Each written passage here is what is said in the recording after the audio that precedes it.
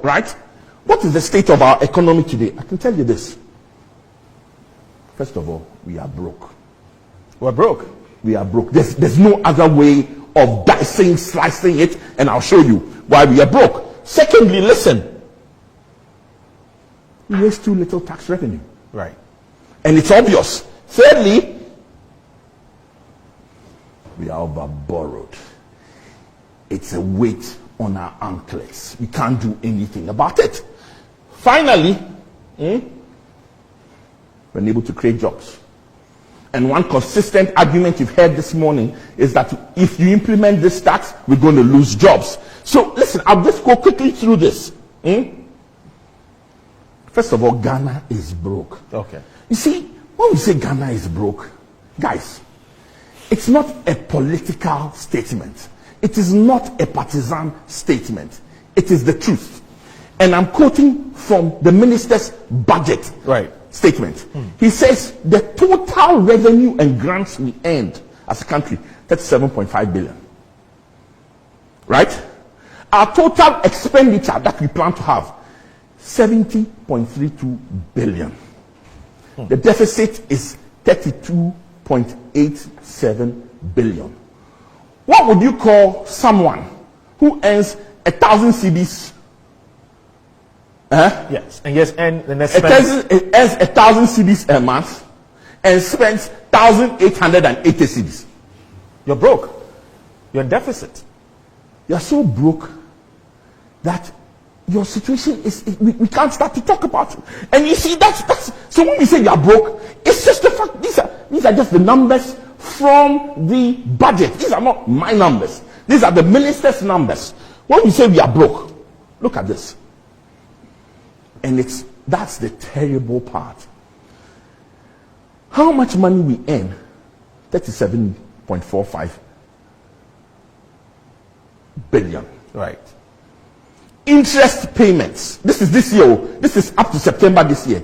Interest payments to date, 18.383 billion. Salaries to date, to September, 20.45 billion. When you take interest and salaries, we've already spent all our money. Education, health, roads, add the rest.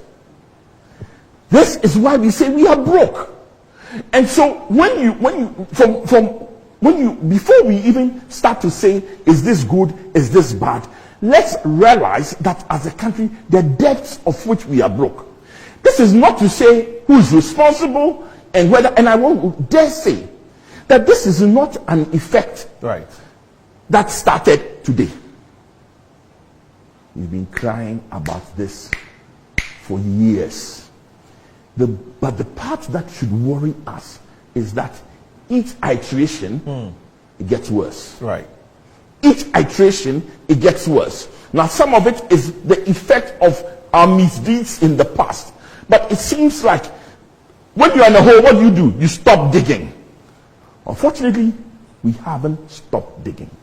Because the partisan nature of our politics means that we can't say that things are bad. And the opposition is also hitting at us without a consideration for what is the real scenario. Right. Let's go on. So, what do we say? We raise too little tax revenue. And this is a very revealing graph. In blue is Ghana. In brown is the African average. Right. We're not talking about, go and talk about the US, go and talk about the Scandinavian countries. No, let's compare ourselves to our brothers. Right? Consistently, what do you see? Ghana collects less tax than the average. Now, let me scare you. This is 2018. 13.1%. Currently, we're heading at 12.1%. And you're talking tax to our GDP. Tax to our GDP. Right. How much tax we collect as a percentage of the wealth of this country in a year. right? And it is bad. We don't collect enough tax. So part of being broke is simply that we are not taxing people enough. And part of the issue is that we are just ridiculous on this issue. This is the graph of everybody. Well, Ghana is the one in green. And since we dropped to 12.1, we are at the very bottom of the scale. I mean, listen, look at some of the countries. Togo, 19.4%. Ghana, where are we? Burkina Faso, 16.8%. Ghana, where are we?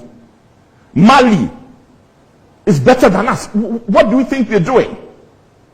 These are countries that don't consider themselves a middle income country, but are doing better at collecting taxes and using the taxes better than we've ever. So here's our problem. We don't collect enough. And when we collect, we don't use it well. You mean we're profligate in the way we spend? Thank you. Right. So listen, we are broke. We are over borrowed, right? And this is a hard part. This is our public debt. I won't go too far, because if you go too far, it kind of confuses the issue.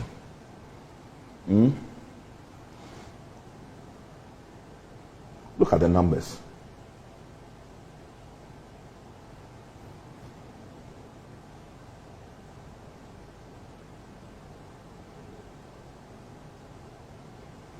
Here we are.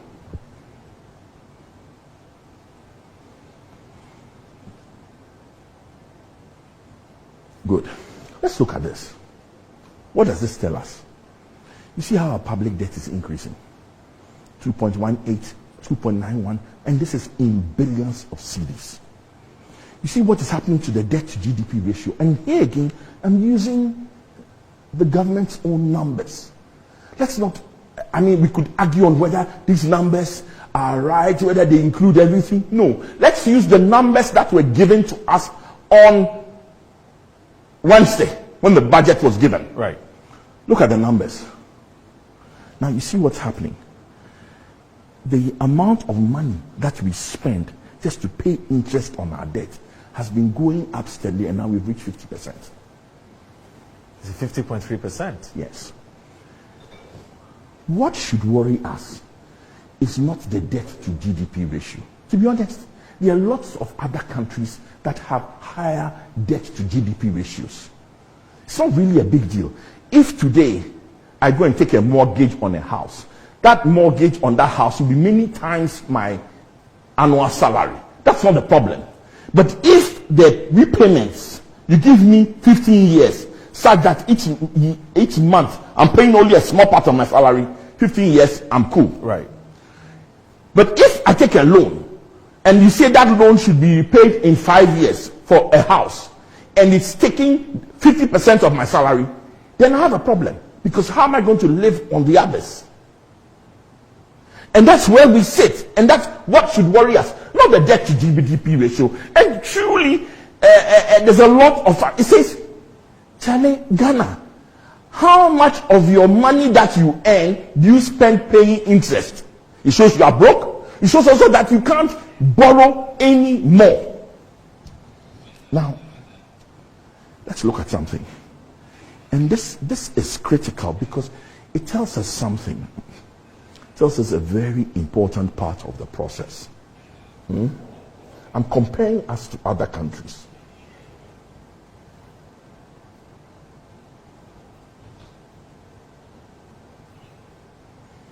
Look,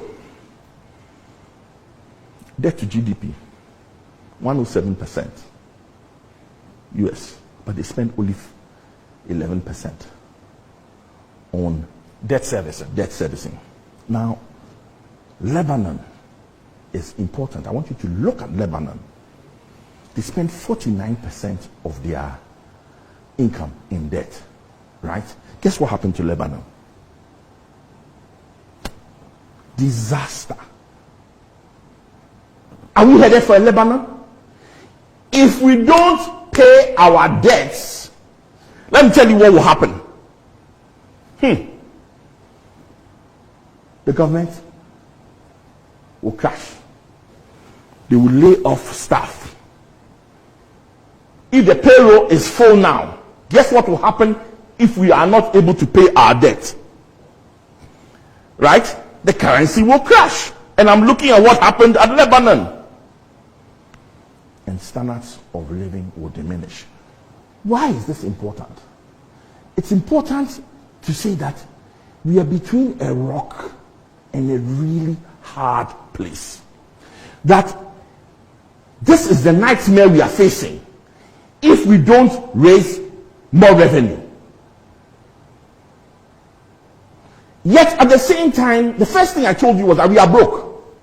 And that if we don't borrow, we can't even continue to exist. That's how bad it is. That is how bad it is. And yet we are saying that if we don't raise taxes so that we can, this is the nightmare that can come. So you see, I can only evaluate this budget against this nightmare. I can't, to be honest, I hear you, sir, and I share your pain. And listen, I am in pain too. Come and talk to me about Dalex. We do more transactions than anybody else. Right. Yesterday I was in a meeting the whole day. My head was so full, we ended the meeting. I didn't know how I'm going to deal with this an additional 1.75% on my cost. So I identify with his pain. But I ask myself, this is the nightmare. And so this changes everything. And guess what?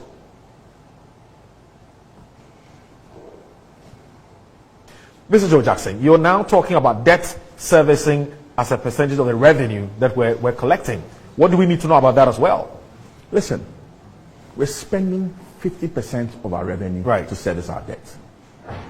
That's terrible. Now, what we must be doing is asking ourselves, how do we make sure that ratio drops?